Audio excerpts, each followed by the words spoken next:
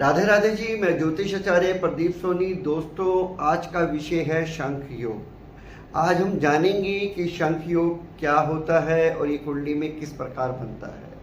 महर्षि पराशर के अनुसार अगर कोई जातक शंख योग में पैदा होता है तो ऐसे जातक को अपने जीवन में आध्यात्मिक और भौतिक सभी प्रकार के सुखों की प्राप्ति होती है। अब प्रश्न ये उठता है कि ये शंख योग कुंडली में किस प्रकार बनता है। महर्षि पराशर ने यहाँ पर इस योग के लिए 2 नियम बताए हैं, जिसमें पहला नियम है कि अगर पंचमेश और षष्ठेश परस्पर एक दूसरे से केंद्र में हों तथा लग्नेश बलवान हों तो शंख योग का निर्माण होता है। वहीं एक दूसरा नियम भी बताया है कि अगर लग्नेश और दशमेश दोनों चर राशि में हों और नवमेश बलवान हों तो ऐसी स्थिति में भी शंख योग का निर्माण होता है। इन दोनों नियमों में से अगर कोई भी एक नियम हमारी कुंडली में अप्लाई होता है तो वहाँ शंख योग का निर्माण होता है। तो चलिए समझते हैं। सबसे पहले नियम को देखते हैं।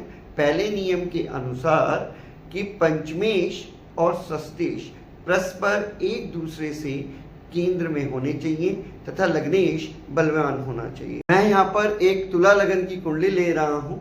इस तुला लगन की कुंडली में जो पंचम भाव में राशि है वो कुंभ राशि है और कुंभ राशि के जो स्वामी होते हैं वो शनि ग्रह होते हैं।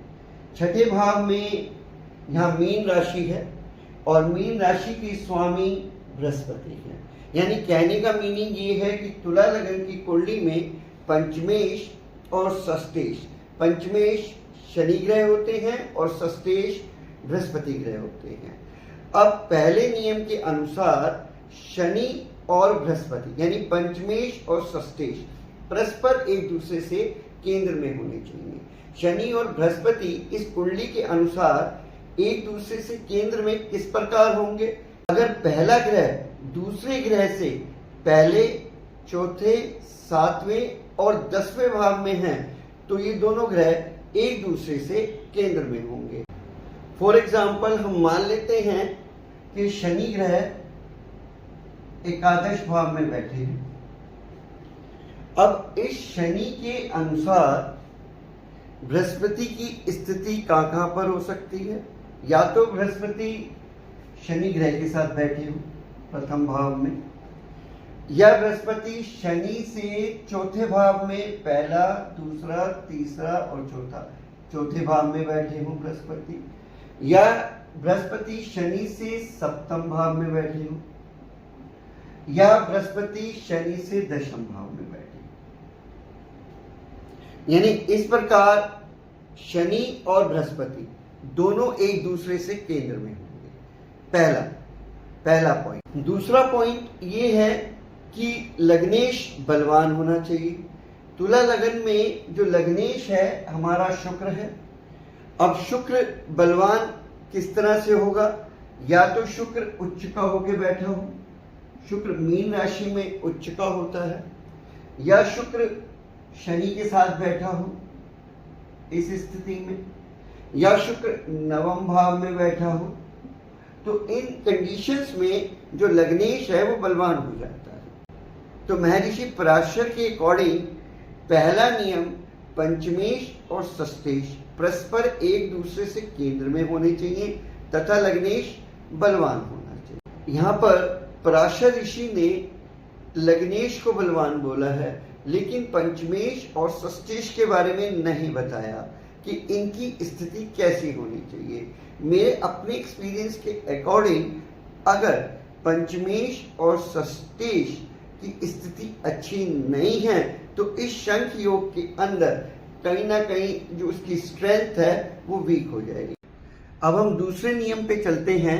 महर्षि पराशर के अनुसार अगर लग्नेश और दशमेश दोनों चर राशि में हैं और नवमेश बलवान हैं तो कुंडली में शंख योग का निर्माण होता है।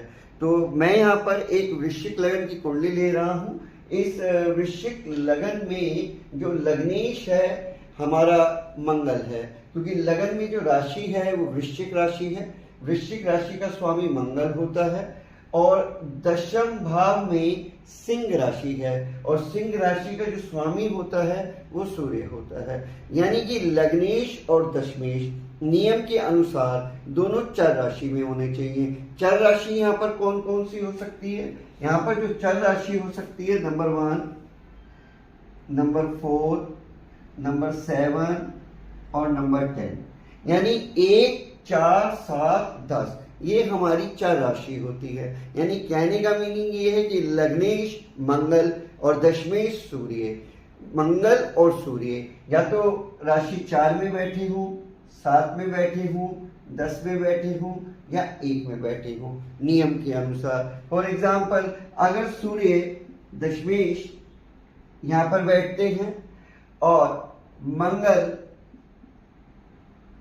मकर राशि में बैठते हैं तो यहाँ पर सूर्य उच्च का हो रहा है और इधर मंगल भी उच्च का है। यहाँ पर नवमेश चंद्रमा है क्योंकि नवम भाव में जो राशि है वो कर्क राशि है। कर्क राशि का स्वामी क्या है? चंद्रमा है। महर्षि पराशर के अनुसार नवमेश बलवान होना चाहिए। नवमेश तभी बलवान होगा इस कुंडली के अनुसार या तो उच्च का होकर बैठा हो। चंद्रमा अगर विषुव राशि में बैठते हैं तो उच्च के हो जाएंगे, या किसी भी भाव में बैठे हो और उन पर बृहस्पति की दृष्टि हो तो ऐसी स्थिति में भी चंद्रमा बलवान हो जाएंगे। तो दोस्तों इस तरह से आप भी अपनी कुंडली में चेक कर सकते हो कि क्या आपकी कुंडली में शंख योग बन रहा है या नहीं बन रहा। नमस्कार, राधे राधे जी।